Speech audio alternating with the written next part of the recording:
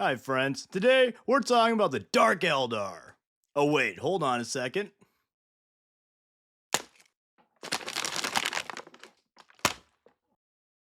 There we go.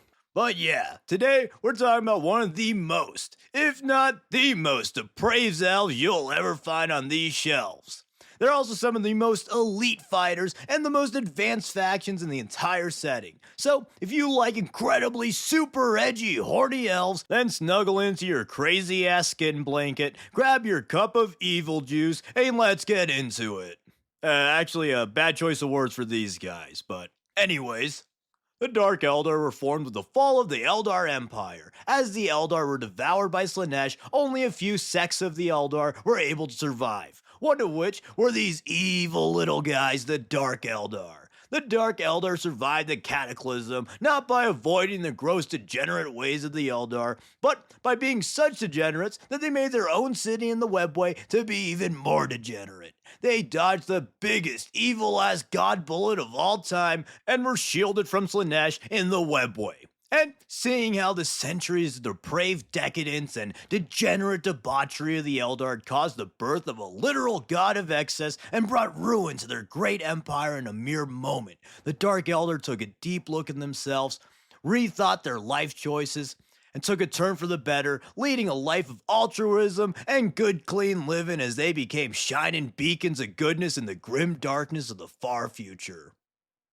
Nah, just kidding. They made like a prank YouTuber, looked at the consequences, and said, want to see me do it again? And they did the same exact horrible shit that brought ruin to their entire species. In fact, they arguably doubled down since even in the Webway, the Dark Eldar souls were still getting eaten by Slaanesh. But they realized that they could refill their souls in a way by doing acts of evil and absorbing the torments of others, which, luckily for them, was already their favorite pastime, so I guess it's true what they say. Life lessons are for losers.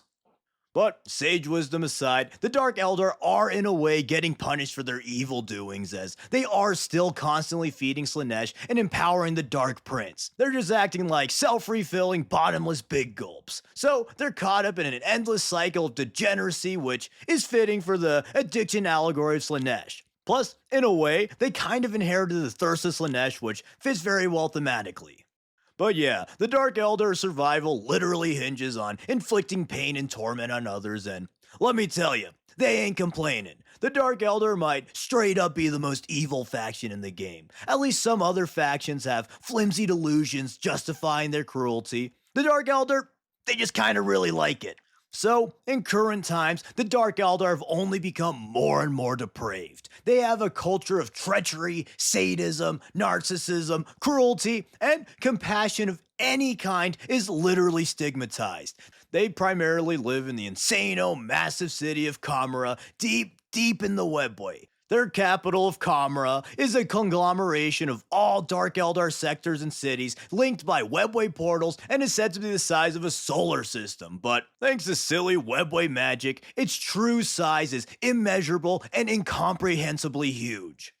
In Kamara, the Dark Eldar's culture of sadistic villainy festers. And if Obi-Wan thought that Mos Eisley's jizz and zany aliens made it the worst hive of scum and villainy, well, I'd sure hate for him to see the jizz of Kamara's aliens. The city is almost exclusively inhabited by evil-ass murderers, slavers, general crazies, and perhaps scariest of all, mega rich people. Dark Eldar society has many classes from the abused and miserable slaves to the opulent and oppressive nobles. But surprisingly for such an evil-ass society, there is a decent amount of upward mobility between classes, at least for those who could kick ass. Valued above all in Dark Eldar society is combat prowess. The Dark Eldar are even more naturally athletic than the already impressive Eldar. So, of course, they're inhumanly fast, perceptive, cunning, and strong, in addition to being sadistic and vicious. Their reflexes are so great they're said to be able to dodge las shots, which, depending on how you choose to accept las guns as functioning, can range from nutty to faster than light and possibly super nutty. However, to be fair, there is a strong argument that their perception helps them recognize a lasgun about to fire and they dodge that, so they don't necessarily have to be faster than light even with a literal laser lasgun. But also, that would still be incredibly nutty, so I guess the point is I said nutty too many times and I'm gonna stop now.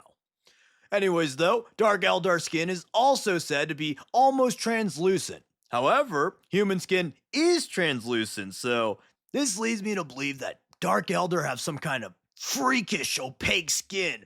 Ugh. Another quirk they have to differ from their craft world cousins is that they basically have no psychers, as their psychic abilities were depleted from their souls constantly being sipped on, and using psyker powers would also risk drawing the ire of Slanesh. But that's hardly a problem, as they have some of the most advanced weapons in the entire setting, since Eldar tech is just generally insane. Some standouts, though, are their dark light weapons, which shoot black hole energy or something, evil ass blades, which can cut through basically anything, crazy ass poisons, which can kill basically anything, and other evil, diabolical things, I bet. But anyways, their emphasis on combat prowess means that even slaves can ascend to the highest classes of Eldar society if they're able to kill and maim their way there.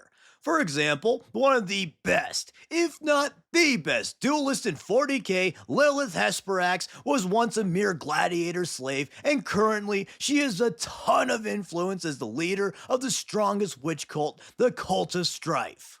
Which, pun intended, speaking of witch cults, let's talk about the military groups of the Dark Eldar. And since I already mentioned them, the witch cults are a female order of gladiators who dominate the pits of Kamara and are also mostly beautiful babes, which is surprisingly relevant to their fighting style.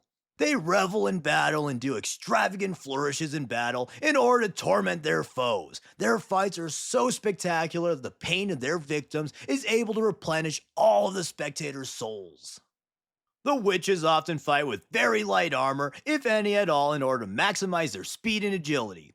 With that, they can let out a flurry of precise and deadly strikes before most enemies can even process what happened. In addition, they utilize a number of evil-ass poisons and wicked blades.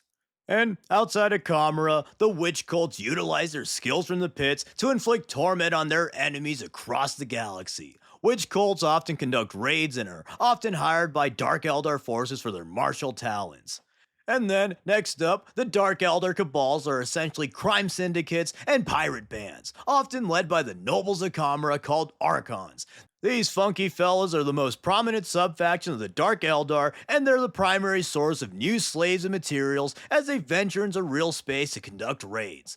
The warriors of the Cabals are the Kabalite warriors, and are elite warriors who can equip themselves with a wide variety of weapons from the Dark Eldar's advanced arsenal. While they're more heavily armored than the witches, they still value mobility and are relatively lightly armored. Their primary weapons are splinter rifles, which are kinda like Halo Needlers in that it shoots crystal shards. However, instead of homing and exploding, the splinter rifles shoot evil-ass crystals with evil-ass neurotoxins that induce an extremely painful death in their targets. In addition, these rifles are often fitted with monomolecular blades to double as close-quarter weapons. And within their ranks, they're constantly plotting and training to overcome their superiors in order to climb the ranks through treachery and murder. So, it's essentially an army of Starscreams led by bigger Starscreams led by the Megatron.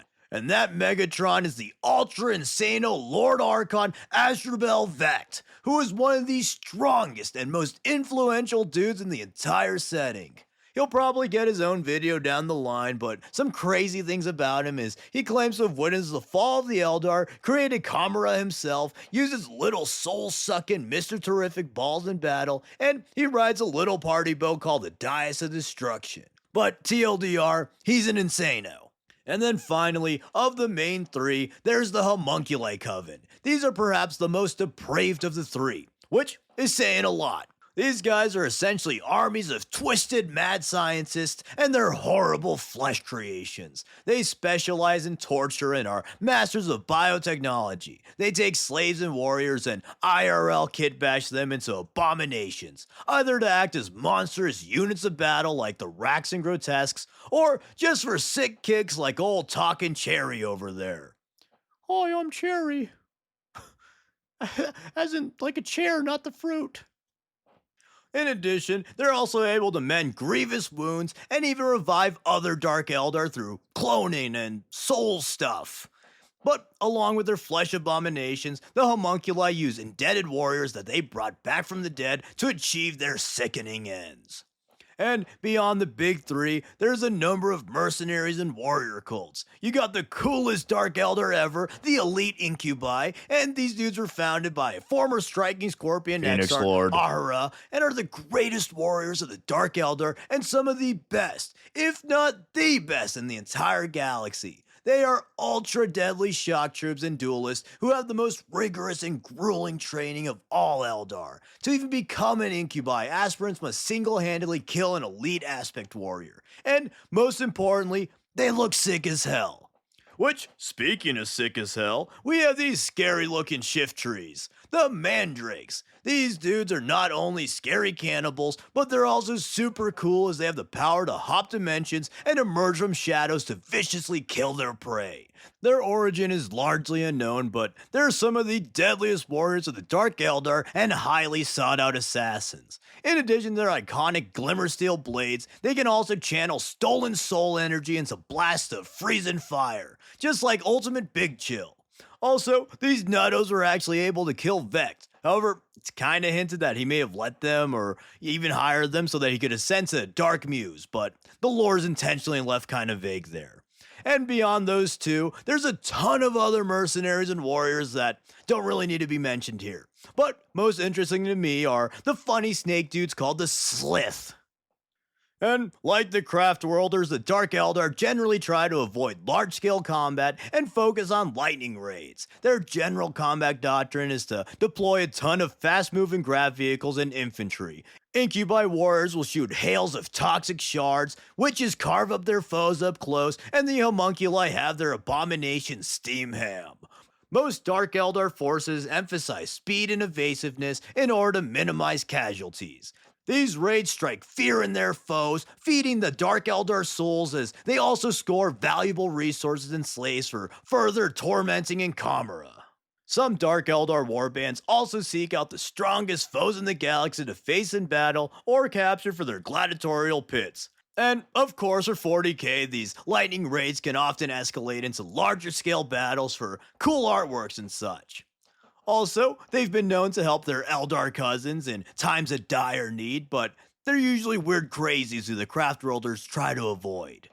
But yeah, that's the Dark Eldar. These fellas aren't really my favorite faction, as I usually don't enjoy the crazy depraved villainy of them as much as I like the more killy and spiteful villainy of something like the World Eaters or the Black Legion. I even like the more eldritch horror of the Necrons and Nits.